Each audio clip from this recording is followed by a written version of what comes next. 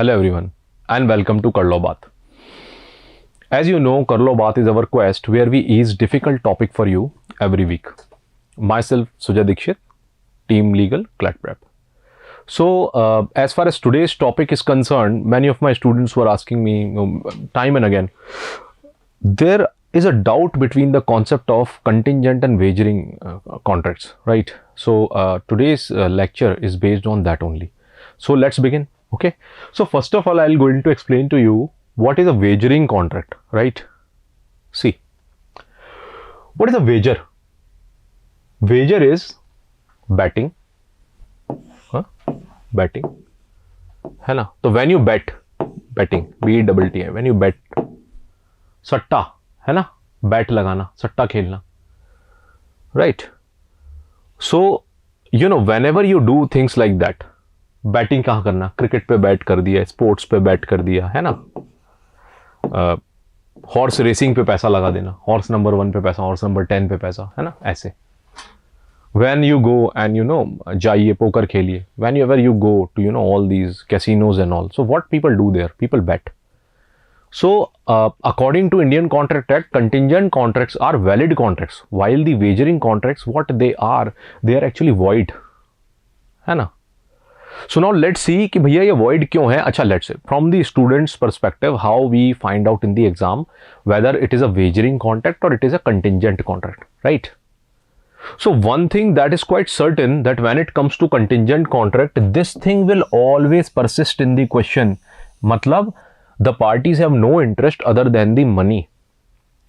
So whenever it will be a wagering contract, it will always be like money won or money lost thing, and no other interest apart from that. While in the contingent contracts, there will always be an interest in it. Let's say, conceptually I'll explain later. Let me give you an example, a single example covering both the things. Wagering, what is? Let's say I'm giving example. Let's say we are into the business of horse racing, okay? You are the seller of the horse. Point 1, I am the buyer, you are the seller. I came to you, I asked, show me a good horse. You show me a horse. Okay, I asked, what is the price of this horse? You said 20 lakhs. I said, okay. So I show you a list. I said, okay, let's try all these things on the horse. This list contains some activities for the horse. I said, if the horse accomplished all these activities, right, I will purchase the horse for 25 lakhs. है ना? And let's say if horse can't, I'll purchase it for 18 lakhs. So your asking price is 20 lakhs. I am saying 18 lakhs and this 25 lakhs. Okay. You said done. तुमने accept कर ली बात. तुम कह रहे हो ठीक है ना? Now, when you are accepting this particular fact, अब एक चीज समझिए करिए. I am the buyer, you are the seller at the end. So now let's say अगर हॉर्स सब कुछ accomplish करता है, 25 लाख में सेल होती है, तब भी मैं खरीदूंगा, तुम बेचोगे, है ना? और हॉर्स अगर कुछ अकम्प्लिश नहीं करता है तो 18 लाख में सेल होगी, तब भी मैं खरीदूंगा, तब भी तुम बेचोगे. So in both the cases, is there anything else involved other than the money won or money lost? You will say yes sir. In the end, our interest lies in the horse. हाँ, not in the money. Yes. अगर interest सिर्फ money में होता तो मैं ज्यादा क्यों दे रहा हूं? तो यानी हॉर्स की क्वालिटी चेक करके मैं ज्यादा भी तो दे रहा हूं. तो यानी वो क्या है? वो है कंटिंजेंट. अब वेजर क्या होता है? Let's say 2 person, Chantu and Bantu, are standing outside and they are listening to our conversations. Now Chantu said to Bantu, okay, if this horse is sold for 25 lakhs, you pay me 10,000. And let's say if this horse is sold for 18 lakhs, I will pay you 10,000. तो समझ रहे हो? मैं तुम्हें दूंगा, तुम मुझे दोगे. ये क्या है?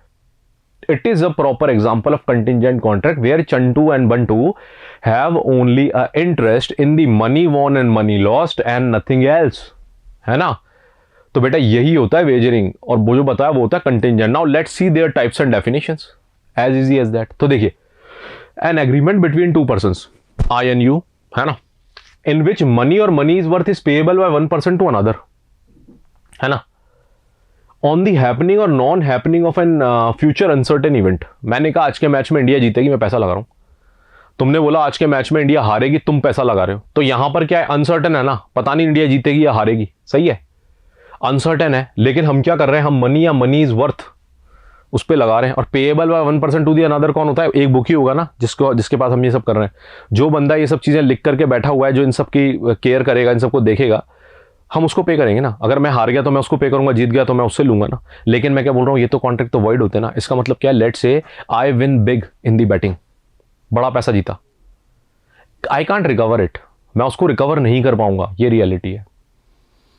If I approach the court, मतलब सामने वाला लेट से मुझे नहीं दे रहा, मैंने 1 लाख लगाया, मैं 10 लाख जीत गया, अब मैं कह रहा हूं भैया लाओ मेरे 10 लाख वापस कर दो। अच्छा, वो नहीं देगा मुझे 10 लाख वापस, समझ में आ रहा है? वो दे नहीं पाएगा। क्यों नहीं दे पाएगा? वो नहीं देगा, दे पाएगा छोड़ो, वो देगा ही नहीं। अब लेट से क्या करूं मैं कोर्ट में जाऊं रिकवरी करने के लिए? बात ये है। आपको सर कहीं दे दिया तो ठीक है, कोई बात नहीं, कोर्ट में थोड़ी जा रहा है। कोर्ट में जाता, कोर्ट कहते हैं तो वॉइड है, तो इसमें ना भी दे तो क्या रिकवरी पॉसिबल ही नहीं है, एज सच एज दैट, है ना। तो आगे क्या हुआ? तो एग्जाम्पल क्या हो गए? तो आगे देखते, देखिए, these agreements are chance oriented wherein one party wins and another one loses. एक जीतेगा, हारेगा ऑफ कोर्स, है ना, या तो मैं हारूंगा या सामने वाला हारेगा, as simple as that. And neither party has control over the event. भैया थोड़ी है कि वो कहेगा इंडिया जीत गई तो जीत जाएगी। Also the parties have no interest other than the money. ये तो मैं पहले ही बता दिया था, और कोई इंटरेस्ट तो होता ही नहीं है पैसे के अलावा। Now let's see example what are the wagering. See, wager on the result of a cricket match, जो अभी सोचा था। लॉटरी, कहीं पे कोई लॉटरी वॉटरी चल रही हो, ये सब क्या है? लॉटरी सिस्टम क्या होता है? ये भी वेजर होता है। चांस ही तो है, पता नहीं किसका नंबर आ जाए, कौन जीत जाए, तो वेजर है। तो एग्रीमेंट नॉट बीइंग वेजरिंग। अब वेजरिंग क्या नहीं होता? प्राइज कॉम्पिटिशंस इन्वॉल्विंग स्किल्स, मतलब prize of the competitions which involve skills. I organize game of cards, I said who will be the winner, है ना, जो विनर होगा। और मान लो कोई पर्टिकुलर कोई स्किल बेस्ड चीज है। Let's say I better example, let's say I organize a game of horse racing. I said जो भी फर्स्ट नंबर पे आएगा मैं उसको अपनी तरफ से 1 लाख का प्राइस दूंगा। तो देखो, क्या इसमें स्किल नहीं चाहिए? इसमें चाहिए स्किल। जो अच्छा राइडर होगा वो अपने हॉर्स से बेटर एफिशिएंसी लेके आएगा, रेस जीत जाएगा। तो उसकी स्किल को मैं पैसा दे रहा हूं, है ना। मैं कोई गेम खिला रहा हूं, मैंने कहा भैया जो भी इसमें बेटर परफॉर्म करेगा वो जीतेगा, जो भी करेगा इस तरीके से। तो स्किल शो करी तो क्या पैसा वो वेजर है? नहीं, वो वेजर नहीं होता। वेजर क्या है? उस गेम को लोग भी देख रहे हैं, वो उस पर पैसा लगा रहे हैं। देखना ये बी जीत जाएगा, देखना मेरे सी पे 100 रुपए, मेरे बी पे 15 रुपए, मेरे इस पे फलाने पे इतने रुपए, है ना। ये वेजर है। क्यों? It is not skill based, मतलब उनका कोई मतलब नहीं है other than the money won और मनी लॉस्ट, है ना। मेरा क्या मतलब है? I am concern, I am the organiser, plus I have to compensate the one और I have to reward the one who is performing better, है ना। फर्स्ट रैंक लाएगा, मिलेगा। अब देखो इसका इफेक्ट क्या है। महाराष्ट्र और गुजरात में लोकल लेजिस्लेशन में इनको इलीगल बोल रखा है वेजरिंग को। तो वॉइड तो है ही, इलीगल है तो मतलब a separate case can be initiated by the government of these state against the person जो ये करता है, वेजरिंग वगैरह करवाता है, right. While let's say for other all over the India, rest of the India, इनको वॉइड कहा गया है। तो मतलब the winner can't recover the amount, as simple as that, right. Now let's see what contingent contracts are. Wagering तो हमने देख ली, अब देखो अपन कंटिंजेंट क्या होते हैं। So now what contingent contracts are. See, contingent contract is a contract to do और not to do something, है ना। मैं कुछ करूंगा या नहीं करूंगा, if some event collateral to such contract. कोई सा इवेंट पे बेस्ड बात है कि मैं करूंगा या नहीं करूंगा, है ना।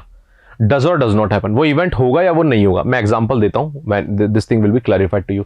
For example, just right now I have given an example of horse perform करेगा तो मैं 25 लाख दूंगा, नहीं करेगा मैं 18 लाख दूंगा, इन दी एंड में खरीदूंगा उसको। हुआ ना, ऑन दी हैपनिंग और not happening of a future uncertain event, that's what is a contingent contract. सही है ऐसे। तो देखिए क्या होता है ना। जैसे for example, I promise to pay you 1 lakh if your house get burn, है ना। ये कंटिंजेंट कॉन्ट्रैक्ट का एग्जांपल हो गया। तो आप कहोगे सर फिर तो कंटिंजेंट कॉन्ट्रैक्ट तो मतलब इंश्योरेंस कॉन्ट्रैक्ट होते हैं। हाँ, इंश्योरेंस कॉन्ट्रैक्ट्स आर कंटिंजेंट, बिल्कुल। Now let's see few examples of contingent contract and they are, see, for contingent contract I always denote them by the word of active volcanoes. What I say, they are like active volcanoes, ठीक है। they erupt कब? जब condition prescribe जो होती है ना इसकी collateral condition prescribe जो होती है वो जब फुलफिल हो जाए, जब वो हो जाती है तो ये एरप्ट होता है। एग्जांपल, घोड़े ने परफॉर्म किया 25 लाख, घोड़े ने नहीं परफॉर्म किया 18 लाख, दैट इज, है ना। तो rules regarding contingent contract, let's see, contingent contract on happening of an uncertain future event. ये क्या होगा? देखिए, A contract with B to buy is horse if A survives C. A क्या कह रहा है कि भाई मैं तुम्हारा हॉर्स खरीदूंगा अगर मैं सी को सर्वाइव करता हूं, यानी सी पहले मरेगा फिर मैं जिंदा हूं, तो देखो यहां पर ए भी जिंदा है सी भी जिंदा है, तो कॉन्ट्रैक्ट ये डोरमेंट पड़ा हुआ है कॉन्ट्रैक्ट, मगर मान लीजिए सी मर गया है ना और ए जिंदा बच गया, तो ए फिर बी से बी का हॉर्स खरीदेगा, ये है रूल। तो यहां क्या होगा इसमें देखते हैं अपन, such contract can't be enforced till the event has happened, मैंने बोला था ना डोरमेंट पड़े जाते हैं। If event becomes impossible contract becomes void, event become impossible, event impossible कब हो सकता है, इफ सी सर्वाइव्स ए मर जाए पहले, खत्म है इवेंट, बची नहीं condition. Next, contingent contracts contingent upon non happening of uncertain future event, non happening, एक तरफ था हैपनिंग, अब है नॉन हैपनिंग। देखते हैं, A agrees to pay B a sum of money if ship doesn't return, है ना, अपन ने क्या बोला, जहाज नहीं लौटेगा तो, है ना, I will pay you some money. Such contracts can be enforced when event become impossible, जहाज नहीं लौटेगा, जहाज डूब चुका है, खत्म, तो इवेंट खत्म, जहाज अब आएगा ही नहीं कभी, पैसा देना पड़ेगा। Next, contracts contingent on future conduct of a living person, जब हम future conduct of a living person की बात करते हैं, example A agrees to pay B a sum of money if B marry C, तो यहां पर कंडीशन क्या है, that B should marry C, है ना, let's say B marry D, B ने डी से शादी कर ली, खत्म, है ना, कॉन्ट्रैक्ट बिकम इम्पॉसिबल। अच्छा, let's say both B and C are unmarried for their whole life, तो this will become a dormant contract, होगा भी डोरमेंट पड़ा रहेगा, एक्टिव होगा ही नहीं, पर जब ये शादी मान लो दोनों ने कर ली, बी ने सी से, हो गया साहब एक्टिव, खतरनाक तरीके से कॉन्ट्रैक्ट एक्टिव हो गया। अब देखते हैं, देखिए इसकी कंडीशंस देखते हैं। सच इवेंट बिकम्स इम्पॉसिबल, ऐसा इवेंट इम्पॉसिबल होगा when such person does an act implying impossibility of the event, जब वो पर्सन इस तरह का एक्ट करेगा जो कि इवेंट को इम्पॉसिबल बना दे within a definite time. Example, B marrying D, B D से शादी कर लेता है, ठीक है।